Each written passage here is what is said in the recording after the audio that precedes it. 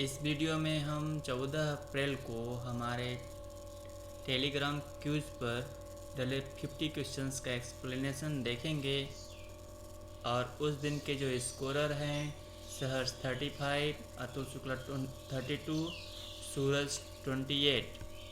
चलिए explanation start करते हैं। पहला क्वेश्चन है, सांची किस कला व मूर्ति कला का निरूपण करता है। फ्रेंड्स, आपको पता होगा जो सांची है मध्य प्रदेश के रायसेन जिले में है और यह बेतवा नदी के किनारे स्थित है। यहाँ पर जो स्तूप है, स्तूपों के लिए फेमस है और वो स्तूप जो हैं वो बौद्ध धर्म से संबंध हैं। तो और सबसे ऊंचा और सबसे बड़ा जो स्तूप है वह सांची में ही पाया जाता है। उसका जो पहला स्तूप है वह, तो इसका जो आंसर है वह बी हो जाएगा।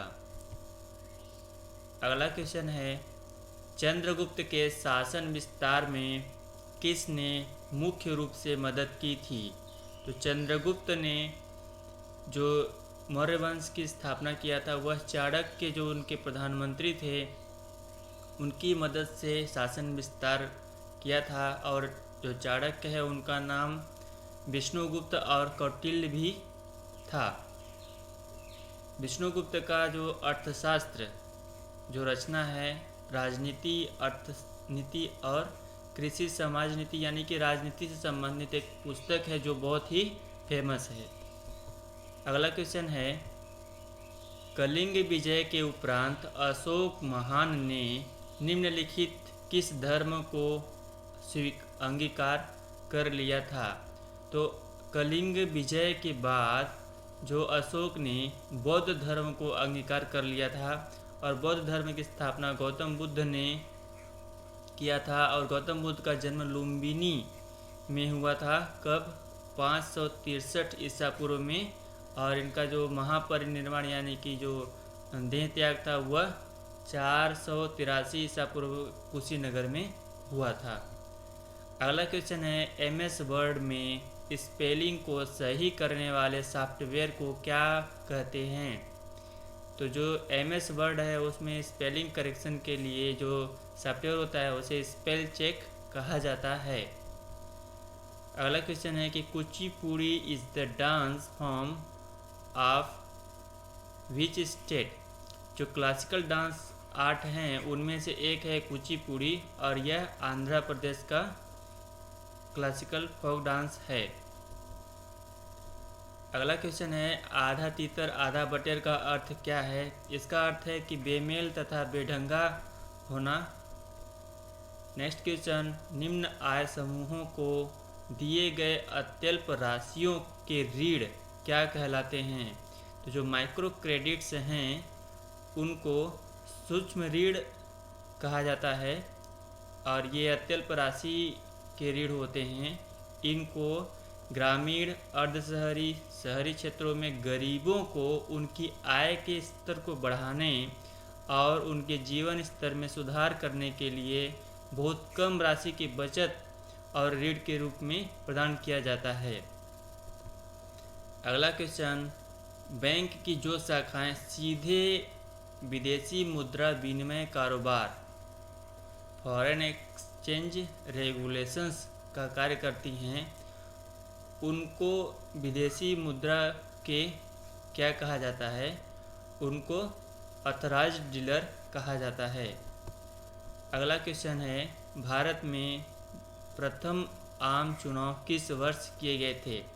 भारत में संविधान निर्माण के बाद प्रथम आम चुनाव 1951-52 में किए गए थे और इस चुनाव में कांग्रेस 364 सीटों के साथ सत्ता में आई थी और विपक्ष में प्रमुख विपक्ष जनसंघ के श्यामा प्रसाद मुखर्जी थे।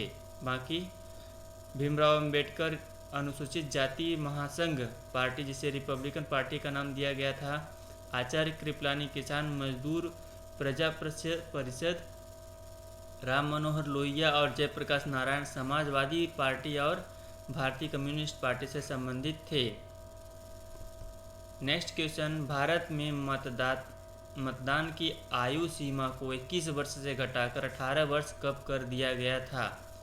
तो राजीव गांधी जी की सरकार के समय में 1989 में 61वें संविधान संशोधन 1988 को लोकसभा में लाया गया था और 28 मार्च 1989 को पारित करके, जिसमें राष्ट्रपति थे आर वेंकट रमन रामास्वामी वेंकट रमन ने, इनके हस्ताक्षर के बाद यह संशोधन लागू हो गया और जो मतदान की आयु सीमा है वह 21 वर्ष से घटाकर 18 वर्ष कर दी गई थी।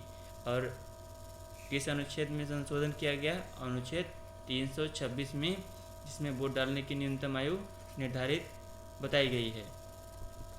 अगला क्वेश्चन है, भारत का प्रथम मुख्य चुनाव आयुक्त तो कौन था? भारत का प्रथम चुनाव आयुक्त जो थे वह सुकुमार सेन थे और जो वर्तमान में हैं वह 13 अप्रैल को इनका नियुक्ति हुआ था सुनील अरोड़ा के रिटायरमेंट के बाद सुशील चंद्रा जी का। और जो मुख्य चुनाव आयुक्त हैं उनका कार्यकाल 6 वर्ष या 65 वर्ष की अधिकतम आयु जो है उसके साथ जो भी पहले हो उसके ये होता है, और उनका जो वेतन है वो सर्वोच्च न्यायालय के जो न्यायाधीश है उनके समान होता है। इनकी नियुक्ति राष्ट्रपति द्वारा की जाती है। नेक्स्ट क्वेश्चन है कि हिंद महासागर में स्थित सबसे बड़ा द्वीप कौन सा है? हिंद महासागर भारत के दक्षिण में पड़ता है और इसका जो सबसे बड़ा द्वीप है वह मेडागास्कर है। मेडागास्कर अफ्रीका महाद्वीप के अंतर्गत आता है और इसका जो राजधानी है वो अंतानानारिवो है और इसकी मुद्रा मालागासी एरिगरी, और जो राष्ट्रपति वहाँ के हैं आंद्रे राजोलिना और प्रधानमंत्री यूजीनी मेंगलाजा हैं। अगला क्वेश्चन है, सेशल्स द्वीप कहाँ स्थित है?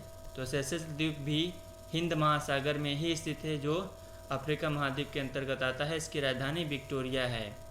अगला क्वेश्चन, नर्मदा और तापी किस प्रकार के डेल्टा का निर्माण करती हैं? तो नर्मदा और तापी एस्चुरी का निर्माण करती हैं, ज्वार नदमुख टाइप के डेल्टा का फॉर्म करती हैं।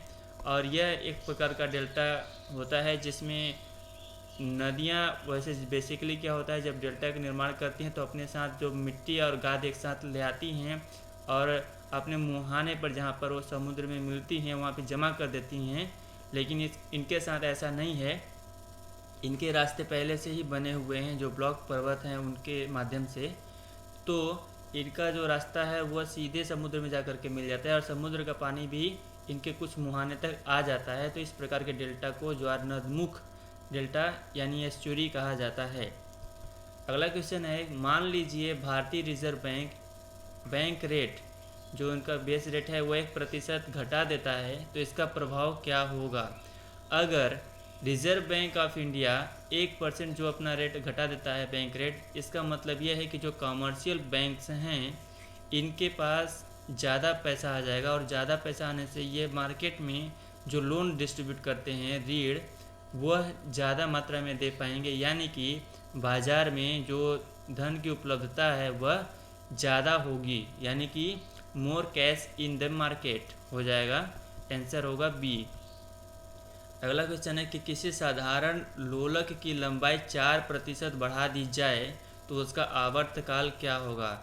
जो लोलक होता है उसका जो आवर्तकाल है उसका फार्मूला होता है 2π√L/G, यानी कि जो इसका लेंथ है वह क्वेश्चन दिया है कि अगर L को बढ़ा दिया जाए कितना 4%, तो इसका जो टाइम पीरियड है वह क्या होगा? अगर हम सबको कांस्टेंट मान लें तो जो टाइम पीरियड है वह डायरेक्टली प्रोपोर्शनल होगा √L के, यानी कि अगर हम इसको 4% इंक्रीमेंट करेंगे अंडर रूट में जाएगा तो बाहर आएगा 2% इंक्रीमेंट हो जाएगा, यानी कि 2% इंक्रीज हो जाएगा। आंसर होगा बी।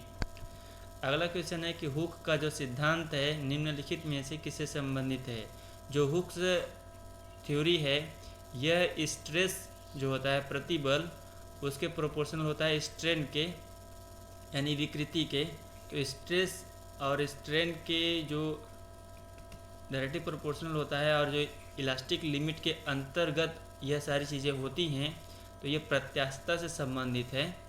और स्ट्रेस और स्ट्रेन जब हम किसी पर फोर्स लगाते हैं तो उसमें कुछ अगर डिफॉर्मेशन हो जाता है, बदलाव होता है उसके लंबाई में, तो उसको बोलते हैं। और जो स्ट्रेस है वो हम जब किसी पर फोर्स लगाते हैं पर्टिकुलर एरिया पर तो उसको स्ट्रेस कहा जाता है।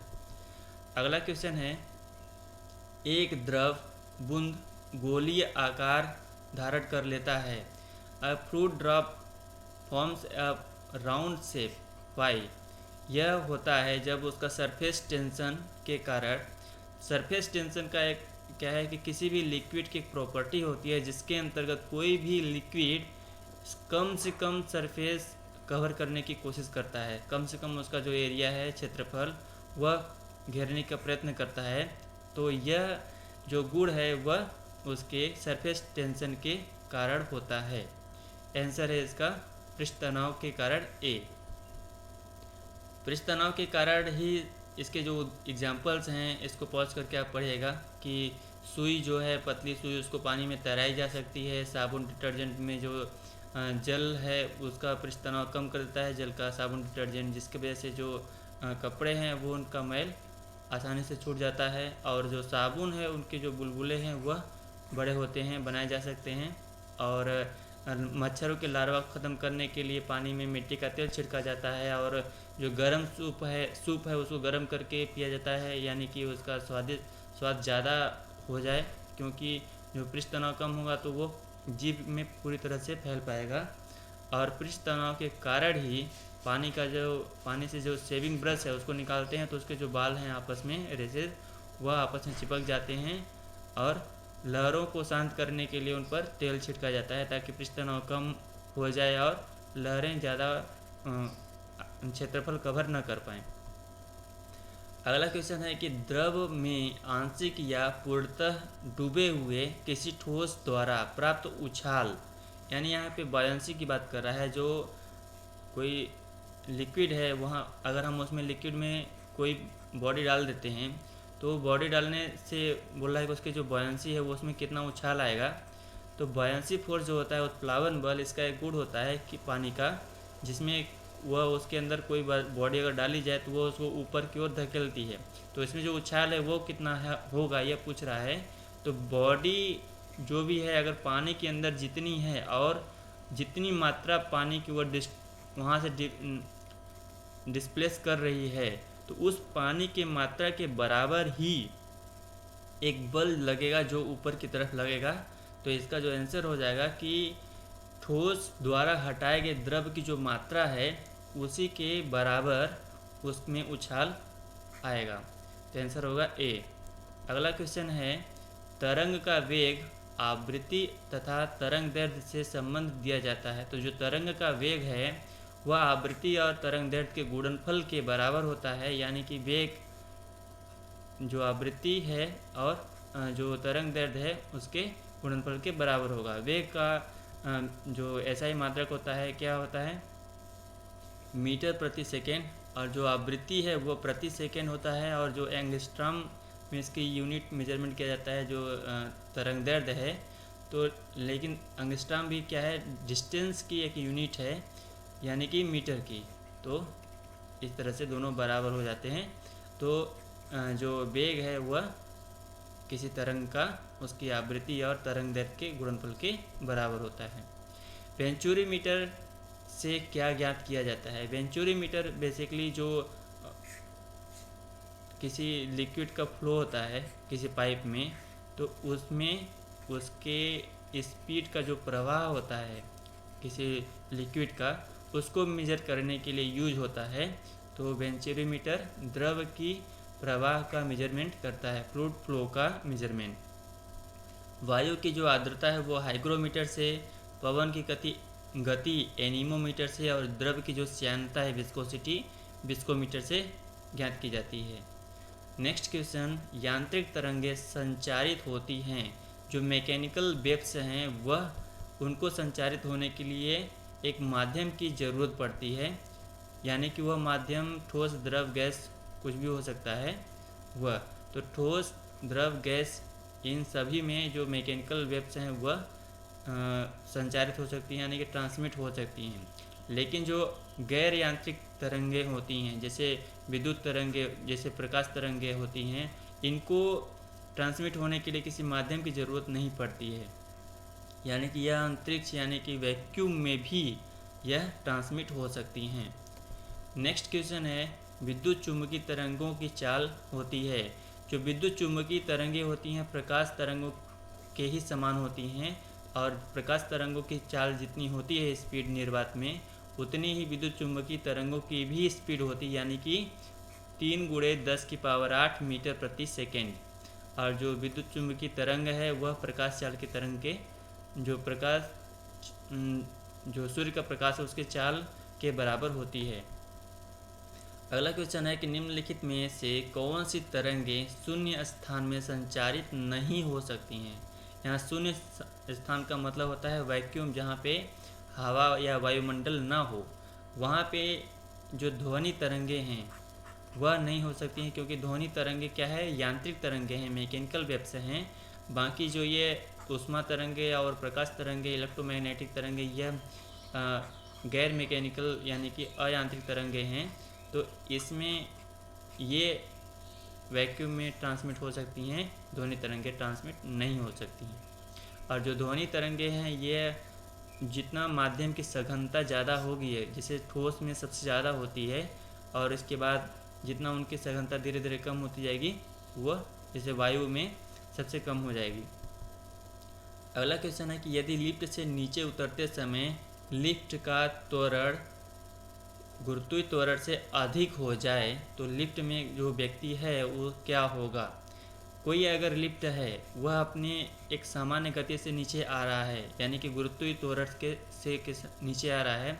अब बोल रहा है कि अगर जो लिफ्ट है उसका जो त्वरण है वह इससे ज़्यादा हो जाए, यानी कि ये जो सामान्य अवस्था में व्यक्ति है यहाँ पे, यह इसके जी के कारण सामान्य अवस्था में नीचे आ रहा है। अगर यह और स्पीड से आने लगे तो व्यक्ति का जो भार है वह जब बराबर अगर इसके होता तो भारहीन महसूस करता, लेकिन अगर इससे ज़्यादा अगर हो जाएगा, जी से ज़्यादा अगर जो त्वरण है अगर लिफ्ट का हो जाएगा तो व्यक्ति ऊपर की तरफ हो जाएगा, क्योंकि जितना स्पीड से सामान्य स्पीड से व्यक्ति नीचे जाएगा उससे कहीं ज़्यादा स्पीड से नीचे लिफ्ट चला जाएगा, और जो व्यक्ति है वह ऊपर उसकी छत से टकरा जाएगा, यानी कि जो इसका आंसर है वह ए हो जाएगा। अगला क्वेश्चन है, दी काउंसिल फिलिंग ब्लैंक्स है। अब यहाँ पे दी काउंसिल है तो काउंसिल यहाँ पे सिंगुलर फॉर्म में आया है। सिंगुलर फॉर्म के लिए यहाँ पे हैव नहीं लगेगा, हैज लगेगा, तो आंसर हो जाएगा हैज मेड इट्स डिसीजन।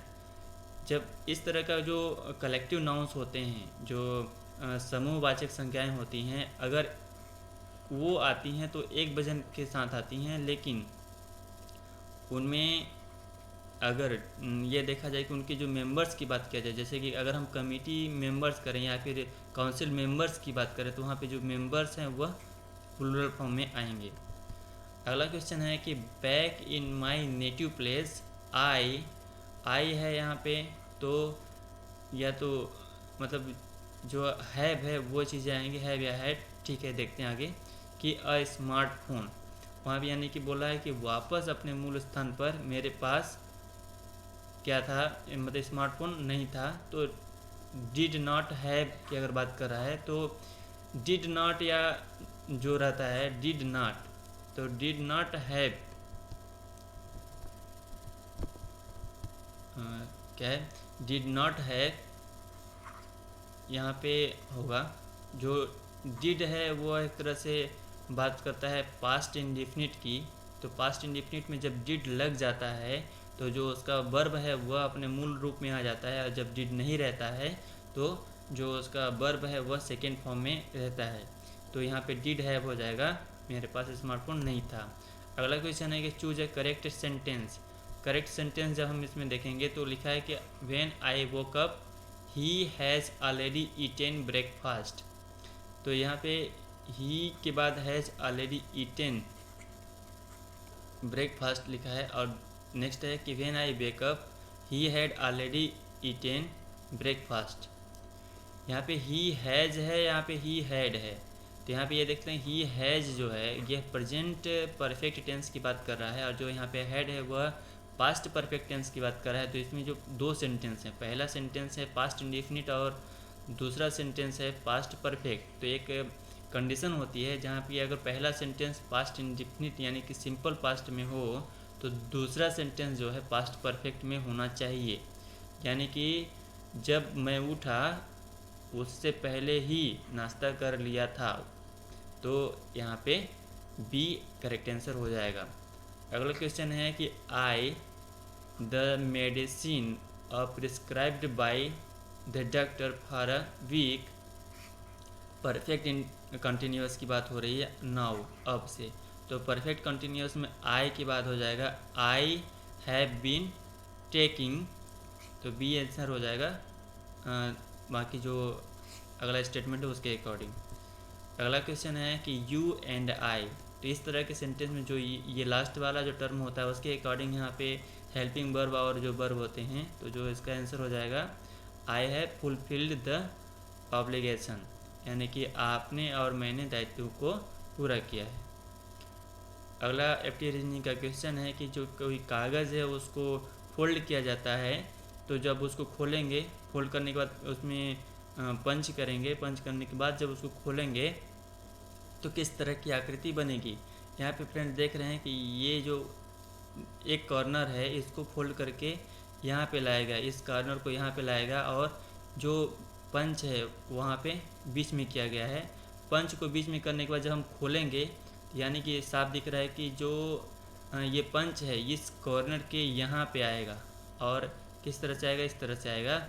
तो बाकी ऑप्शंस में हम देखते हैं कि एक ही ऑप्शन है जिसमें इस तरह से पंच है सी में, तो आंसर हो जाएगा सी। अगला क्वेश्चन है कि यदि प्लस का अर्थ गुणा है यानी कि 16, यहाँ गुणा का अर्थ प्लस है यानी कि 16 + 3, अब प्लस का अर्थ बोल रहा है कि क्या है, प्लस का अर्थ माइनस है तो -5, और माइनस का अर्थ भाग है यानी कि भागे 2, और भाग का अर्थ क्या है, भाग का अर्थ गुणा है, गुणे 4, तो इसका मान क्या होगा। तो पहले हम इसमें भाग को सॉल्व करते हैं, फिर गुणा को सॉल्व करते हैं, फिर माइनस प्लस को करते हैं। तो इसको हम इस तरह से लिख सकते हैं कि 16 + 3 - 5 बटे 2 गुणे 4। अब इसको सॉल्व कर लीजिए, 2 2 4 कट जाएगा, 5 दूना 10 हो जाएगा, और 10 माइनस में है और 16 3 19 हो जाएगा, तो 19 - 10 यानी कि 9, आंसर हो जाएगा ए।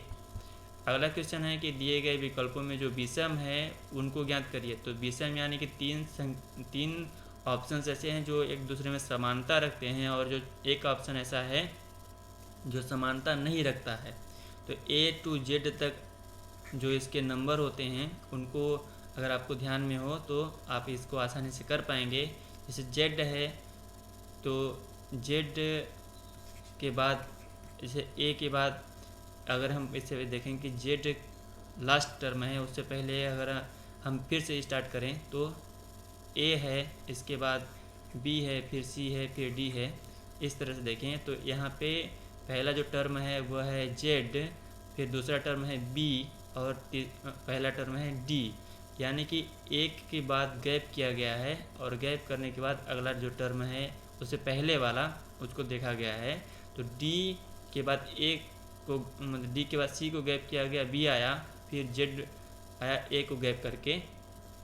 वैसे ही यहाँ पे जो M होता है MNOPQ, यानी कि यहाँ पे देखा जाए तो Q पहले आया है, P को गैप करके, फिर O आया है, फिर N गैप है, फिर M आया है। तो यानी कि ये इसी के पैटर्न को फॉलो किया है। और इसमें देखा जाए तो QRSTU, यानी कि इसमें भी R को गैप करके S आया है, T को गैप करके U आया है। ये तीनों एक दूसरे के पैटर्न को फॉलो कर रहे हैं। और यहाँ पे है MNOPQR, ऐसे आना चाहिए। यानी कि यहाँ पे देखा जाए तो अगर N यहाँ है तो यहाँ पे P आना चाहिए और यहाँ पे R आना चाहिए, अगर इनके पैटर्न को फॉलो करें तो ऐसा नहीं है। यानी कि जो D नंबर है वह विषम संख्या है, विषम है। अगला क्वेश्चन है कि जो दिए गए शब्द है इनको शब्दकोश जो वैकेब होता है उसके अकॉर्डिंग अरेंज करना है। तो वैकेब के अकॉर्डिंग अरेंज करेंगे तो इसमें हम देखते हैं SIT यहाँ है, SIL यहाँ है और SIT भी यहाँ पे स्टार्टिंग के 3 और SIM है, SIG है। तो हम A to Z में देखते हैं तो G पहले आएगा, G इसके बाद L आएगा, फिर M आएगा। यह तीसरे वाले टर्म की अगर बात करें तो G पहले आएगा यानी कि 5 पहले आ जाएगा, इसके बाद 2 पहले आएगा, इसके बाद M वाला टर्म आ जाएगा यानी कि 4, तो 5 2 4 में आ रहा है ये। इसके बाद देखते हैं कि C के बाद T है तो T इसमें भी है 1 में और T 3 में भी है।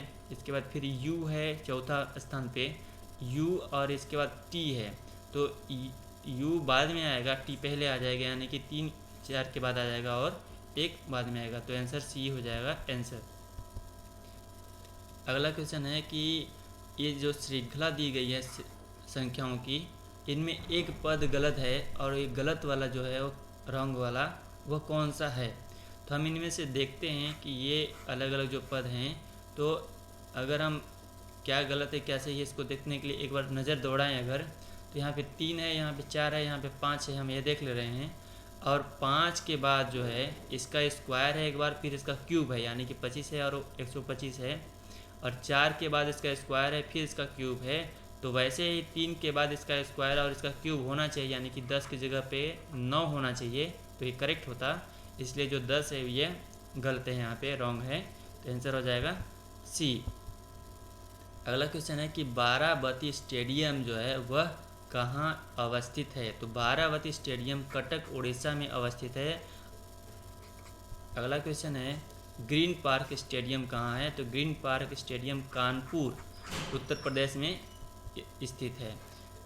मध्य प्रदेश राज्य में कपास के लिए सर्वाधिक क्षेत्रफल वाला जिला कौन सा है। तो खरगोन जिला मध्य प्रदेश में हाईएस्ट एरिया किसके लिए है, फॉर कॉटन के लिए है।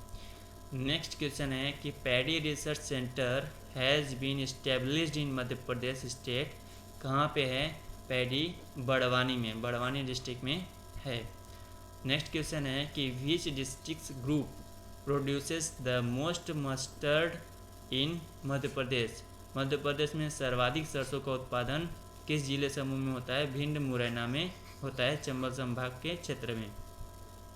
नेक्स्ट क्वेश्चन है where is the cotton research centre.